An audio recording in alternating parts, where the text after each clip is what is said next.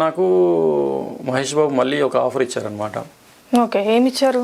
మన డైరెక్టర్ వంశీ డైరెక్షన్లో వచ్చిన మహర్షి మూవీ ఉంది కదా, అవునవును. మహర్షి మూవీలో కూడా సెకండ్ లీడ్ ఆఫర్ చేశారు నాకు. ఓకే, సో మల్టీ స్టార్ చేద్దాము, సెకండ్ లీడ్ చేస్తారా అని చెప్పేసి అడిగాడు. చేస్తానన్నాను. సో అయితే ఆడిషన్ ఇవ్వండి అన్నారు. డైరెక్టర్ వంశీకి ఆడిషన్ ఇచ్చాను అండ్ ఆడిషన్లో సెలెక్ట్ అయ్యాను. ఫోటోషూట్స్ అవన్నీ చేశారు. పూజా హెగ్డే హీరోయిన్, పూజా హెగ్డే, నేను, మహేష్ బాబు ముగ్గురం కలిసి ఫోటోషూట్స్ చేశాము. పోస్టర్ డిజైనింగ్ అయిపోయింది. అంతా అయిపోయిన తర్వాత నేను అప్పుడు గురునానక్లో జాబ్ చేస్తుండే. సో నాకు అల్లరి నరేష్ కాల్ చేశాడు.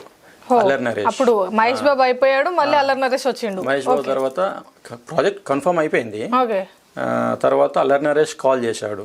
అల్లరి నరేష్ కాల్ చేసి నేను చేస్తాను ప్రాజెక్ట్ అన్నారు.